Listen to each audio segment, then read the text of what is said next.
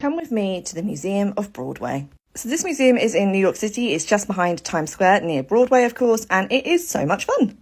It wasn't there in 2019 when I last went to New York City, but as a theatre lover, I knew I had to go to this. Set across multiple floors, each floor is kind of dedicated to a different era or a different type of musical, all the way down to kind of the ground floor where you get into the behind the scenes of theatre life. They have original costumes, like this Eddie Redmayne costume from Cabaret. They have designed rooms based on the kind of journey of Broadway, starting with the kind of traditional Oklahomas, all the way down to kind of Company and the newer musicals.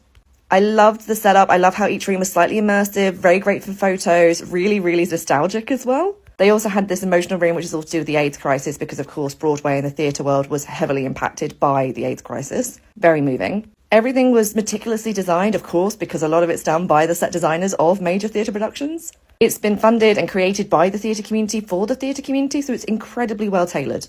There's something here for everybody, whether you're a theatre kid or not. I think you would really, really enjoy it.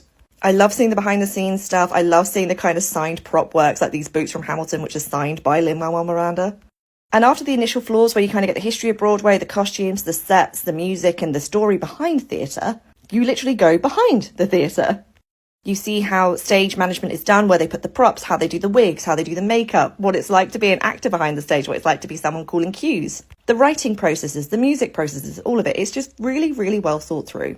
And fascinating if you're like me and love to know how all this stuff gets done. It shows you the before and after, the processes of marketing, all of it. So if you're fascinated in any element of theatre, you need to go to the Museum of Broadway. There's also a gift shop which is currently selling merchandise from current Broadway shows, so I highly recommend it.